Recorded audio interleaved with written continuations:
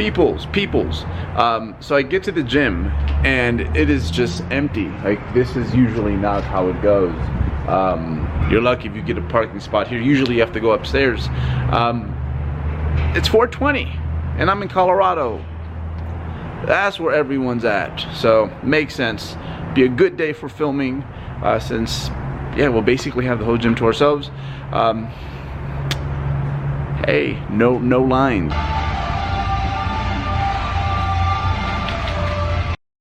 Oh, there we go. So this is a thank you to you guys, because I know I've been doing multiple weeks in one video. What I wanted to do is make up for it. Today we're gonna do I did a hamstrings dominant lower body workout. And I'm gonna take you through it and then go over some of the tricks of the trade. So this is a barbell complex that you see here. This is how I start just about every day. This is how I get core temp up. My favorite one is going to be deadlift to row to clean to front squat to that overhead press you're seeing right there, and then finally squat and good morning. So I run the bar through every plane, usually about 2 rounds of this, sometimes 3, and it warms up everything. Everything gets touched, and then you're ready to go. So regardless of the day, it fits. And I can't do the hamster thing. So good mornings is our prime movement. That is the hip hinge that is going to take me to new places this off season. Romanian deadlifts, just I don't connect with them. But this one I have found that, oddly enough, it's a super technical lift, to be honest. Like, a lot of people fuck this lift up, but somehow, hey, it fits me. So big cues for this is I definitely think a low bar position works better. Don't make that lever any longer than it needs to be, especially on this movement. One thing that I do that I don't think people should start that way is I look down. I look down because that is what I'm aiming to do. So basically what I think is I'm hinging at the hips, meaning my pelvis and femur are kind of doing this thing right here. They're rotating. I think about putting the bar not just in the midline of my foot, but a little bit behind. I can't ever get it to go behind it, but it keeps me from having it go the other way. So that's why I look down, and that's why I think it's so easy for me. It's just like I hinge at the hips and I imagine, hey, put this this bar like right through the middle of my foot. And if I do that, it ends up looking pretty darn good. So this is going to be the movement that I think I'm going to run with for a while. I hit a 288 for, I think it was 5 or 6 reps while in Europe, beltless. Today I belted up, and I'm working back up to that. And I think I'm going to keep this movement until basically I get to weights that are no longer conventional, and because of just certain aspects of this lift, just it wouldn't be recommended that you go any higher than that. So we'll run this until like an easy day is like 315 for sets of 8. And by easy, I mean, like, not only am I doing it, but I'm being picky about how I do it, and I am like to the point where you can redistribute the load a little bit. Meaning, it's just I'm probably gonna hang there for a while and just make the movement better and better and better. So this is going to be the bread and butter for a minute, and then eventually I do want to pull from the floor, not because I think it's going to like be better in regards of we're talking about like just pure physique development, but because I secretly want to do one more powerlifting meet. I want to do one more meet, go 9 for 9, and then like peace out into the sunset with my shitty little total. But as of now, this is going to be the breadwinner. This is what's getting it done. And I never thought a good morning, especially for someone like myself who does not speak hinge, that this would be the movement. So a few cues that I really, or things that I do to prime myself. Before each set, I try to make sure that I get not only like air down into my belly, but pressure on the outer lower sides of my belt, so like lower obliques. And then that little thing right there, like I make sure, especially me, I have an anterior pelvic tilt. I try to turn that booty around just a little bit, and it creates a lot of hip tension, and then followed by pressure in that lower area. Makes for a very, very stable environment from which to hinge with. Next up is the calves. Look at that Achilles tendon. That thing is huge. That is the biggest tendon on your body. In my body, it is like extra long. You know what they say about dudes with like long Achilles tendons? I heard. But that is kind of the issue with any calf movement. I've said this many times, but then people never follow through with it. Like I will train with people that are like, hey Bert, I watch all your videos, bruh. But they don't do this little thing here. It's like, it's huge, and it's made my crappy little calves like look alright. And that is just pausing at the bottom until that Achilles tendon is like, oh, okay, cool. I guess I don't have to work, and then boom, you hit it with the concentric. So by pausing at the bottom, what you do is you get that thing to relax a little bit, and it's not going to take over on the movement.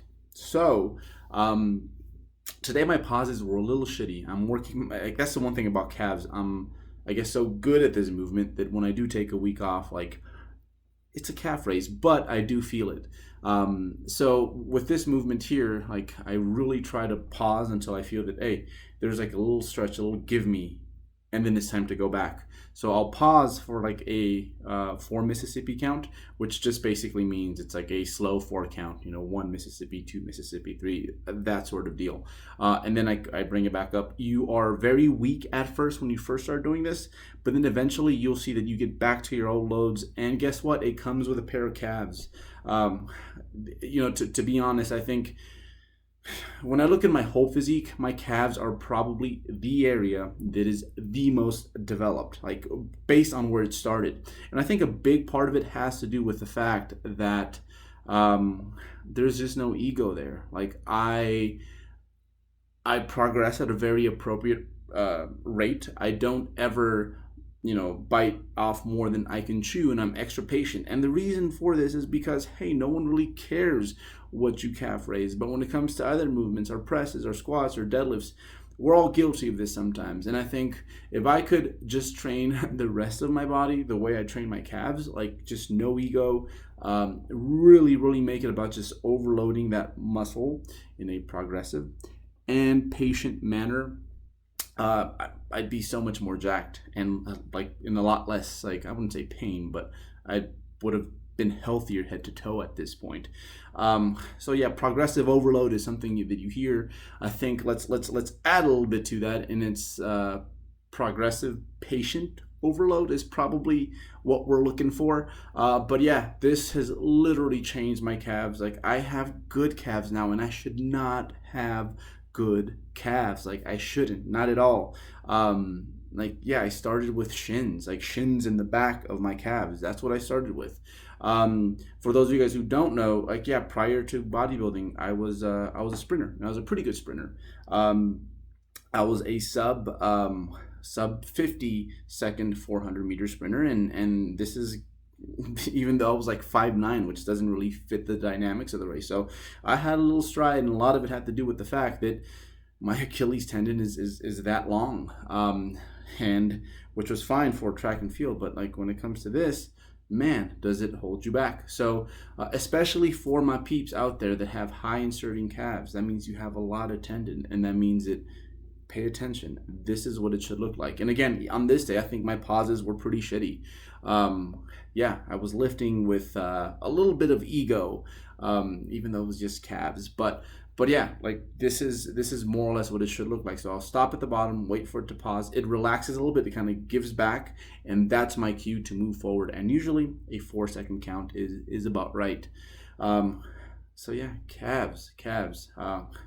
It's one of those things that I think, especially now that I'm bulking, I really do appreciate, because if you're wearing shorts, they kind of leak out of the shorts, and it makes you look like you're a little bit leaner, a little bit tighter, a little bit more impressive than you might feel. So hey, get yourself a pair of calves. Like we laugh about like, they're kind of useless. Do they really even matter in bodybuilding? But to me, it was one of those things where, hey, like if I'm gonna do this, like I'm gonna do it right, and I'm gonna get me a pair of calves.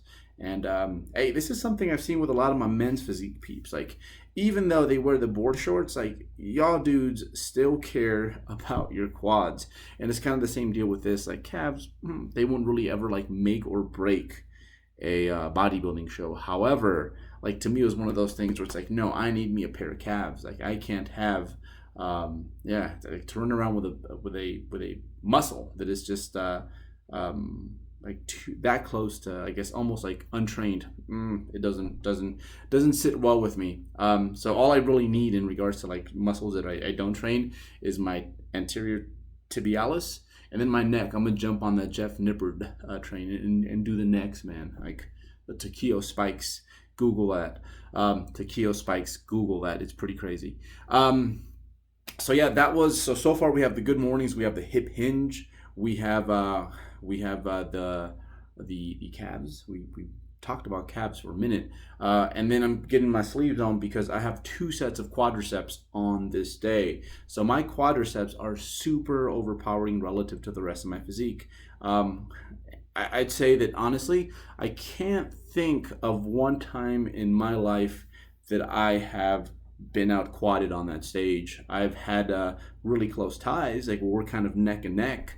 Like, and I think what comes to mind there is like Liam from the UK, my boy Liam. Shout outs to you, bruh. And then like Brian Miner. Like those are probably the 2 times on stage where like my quads have been like, hey, they're not the best quads. It's kind of debatable, like photo finish kind of deal. So on the second leg day of the week, I don't do too much for the quads. I do mostly hamstring work because relative to my quads, they are pretty inverted. Yeah, you can kind of see light striations on that thing at the top. You see that?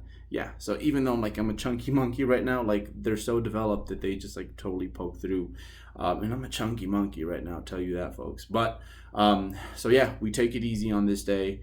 I do 1 straight set, 1 drop set, and that is it. No more. So basically 2 sets because of the drop set. I'd say it's more like 3 sets because as you continue the set, yeah, it just it kind of counts as an extra set. Size principle. Google that. Size principle. More Googling for you guys.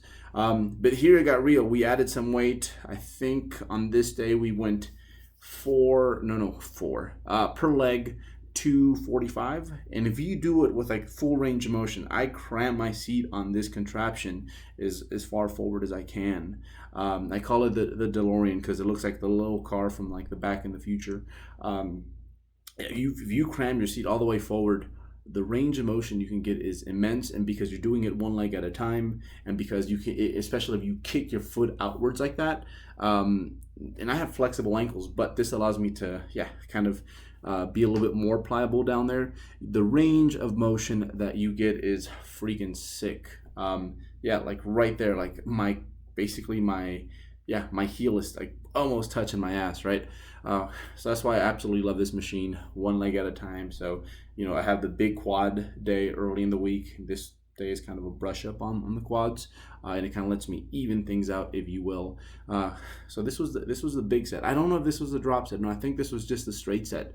So I did a set of 6 with 245 on each leg, 2 hundos, and then a 45. And when you do a leg press, like with 1 leg at a time, like regardless of what contraption you have, it's a little bit more ham dominant. And remember, today is a ham dominant day. Woo, that boy was smoked. Based off on the reaction, yeah, I think that was a very successful set. But yeah, so you wouldn't do it 1 leg at a time. You can need a little bit more hamstring action, a little bit more glute action. But especially on this contraption, oh boy, is that the case. But yeah, absolutely love this machine. The strength curve is ridiculous. And again, the one thing with leg presses that people don't get, I think this is a drop set, by the way, so I will be dropping it and then continuing 6 reps for the first one, then a set of 5. More on drop sets in a bit, but yeah, with leg presses, like it can be a little unsafe. Like people are always like very paranoid about like the butt wink on squats. I see more of that shit on leg presses, like because people don't brace, people don't get tight. People don't pay attention to what their hips and lower back are doing. Honestly, like I see more like things that make me cringe on leg presses than on squats. So pay attention to that. Brace. Make sure you don't butt wink. Pay attention to what your lower back is doing, and yeah, you will. It's kind of embarrassing to jack up your back on a leg press. But yeah, this was the drop set. So 6 on the first one, 5 on the second one. I will have a little drink of this beer. I don't know if you guys can see this on, especially on the small screen, but it has my name on it. And this is what we drinking today. The tin. Um, but yeah, where was I? Fucking beer. Yeah, the drop sets. Like sometimes or often the way people do drop sets is they just do them endlessly. Like they start with like 100 pounds on the pressing, and then they get to like the 30. That's ridiculous. You want to be able to, yes, extend the set and keep those fast twitch muscle fibers going, but you don't want to go too far to the point where, yeah, basically, you just run into technique issues. So for me, typically, I like 2 drops, sometimes 3. If they're not very technical or high risk, this is a leg press. It is a machine, but I would consider it just a smidge on the high risk side of things, especially with the range of motion that I'm using. But for something like, say, a lateral raise, like a bicep curl, a tricep extension, 3 drops is okay. But the more complex the movement, probably the more you should kind of chill out with that. 2 sets, but check out the quad pump. It's a big part of being a successful bodybuilder. It's like, hey, I really only had 2 sets, but in those 2 sets, I can do more than like most people can do with like one of them 30-set bro of the week workouts. GHRs. I love this movement because there's a little bit of extra calf in there. You can kind of see them. Yeah, they're kind of twitching. And because if you want to do them in a way that's like most more focusing on your hamstrings, you're going to want to really get into full hip extension. So this creates booty awareness, and booty awareness is a huge issue with most people. Most people have no clue where their ass is in time and space. Like that is the issue with most deadlifts, with most squats. It's just the fact that most people don't know where their hips are at. So something like this just really makes you aware of where they're at, but then also what they're doing. So main cues with this, or main things to look for. First of all, your knees should be, once you put your heels on the pad, you should have a little bit of space between you and the pad. You don't want your knees on like smack in the middle of the pad. That lever is going to be too long, and you're going to get 2 reps, and that's it. So yeah, give yourself some room. Make sure that you have some room between your knees and the pads. This will make the lever a little bit more bearable. I have my hands to the side for now. Once I outgrow this, I'll have my hands out like this way, and then eventually overhead, and it'll lengthen the lever. But I don't think I'll have to, simply because I plan on gaining weight, and that's going to add a load to the movement. But yeah, it's like there's calf, there's hamstring, your hips are in full extension. Your hamstrings would call this a super yummy movement. And again, like a big issue that I see with this is that most people, they kind of like dangle down below, like basically they break what is parallel to the floor, and at that point, yeah, you're giving your lower back a little bit of extra work, but it's not really doing much for the section of our body that we're trying to target, mainly our hamstrings. And I think we have the best model, by the way. I think this is the Elite. It's a good model. I can't recall which one it is. And then at the end, we finished off with these, some extra glute work, some extra lower back work, and hamstring work, especially given how I do them. One thing that you see most people do this, I think mostly because they've seen some powerlifter at some point just basically like do this thing with it and like just violently thrash it like back and forth. Mind that eccentric. What that eccentric does to your hamstrings is sensational. There's a lot of tension again on that eccentrics. We must mind it, especially on this movement. So yeah, this was the finisher. This was like my direct glute work, almost a little bit of a direct lower back work, and the hamstrings, especially because of that eccentric, like really get fried. So yeah, again, like when it comes to bodybuilders, like tempo, I don't really split hairs on the concentric. You crush the concentric. That's what it's there for. But the eccentric, like be mindful that it's there. Don't like make it a 5-second eccentric, but like do something with it. You're gonna have to do it anyways. You might as well get some volume out of it. So that is it. That is how my hamstring dominant day went this week. Went home, ate some cheesecake, talked to my niece. She is adorable. She is 7 years old, and she lets me know what's up. So hopefully you guys enjoy this. Let me know what you think. Like if you like, but only like if you like. Peace. Yo, so we gotta get a grub in. Let's see. Simple things. We're starting with this. That's the post-workout carbohydrate.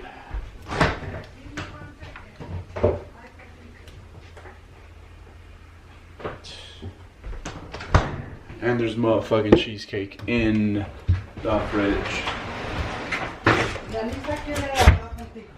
Oh, I bet. Let's see.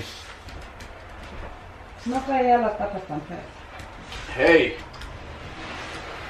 What's going on, homegirl? Tell me about you. Tell me about you. What's up?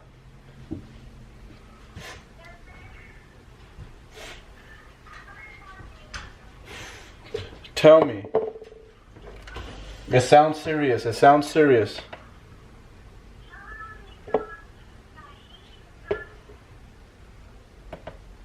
What happened? Oh, you want me to come visit? Are you sure about that? Okay. Alright. I'll look at tickets then and I'll come visit, okay? Alright, we'll go do something together, okay? So you better make some time for me, okay? Deal? You won't tell me about the deal.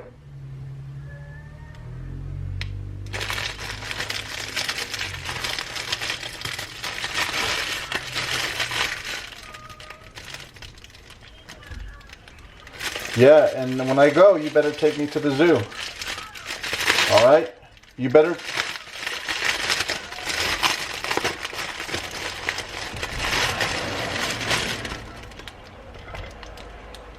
No, you're gonna take me to the zoo. That's the deal, okay? When your uncle comes over there, you can take him to the zoo. You better figure out how, okay? Alright? Pinky? Promise? Okay, deal. Alright. Alright. Alright. Okay, your grandma wants to talk to you. Seems like she's mad, okay? You might be in trouble. We'll see. Yalisa, hello.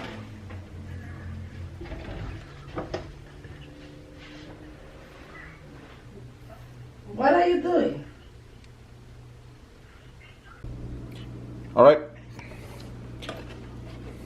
So I'll fix myself up a plate. That Ezekiel bread, the sesame seed. We got cheesecake. This is Rio cheesecakes, my mom's cheesecake. Actually, it's not super fatty compared to other cheesecakes. It's just super sugary. And then a kiwi. And some Carb Masters to go. Hey, let's do this, Paul.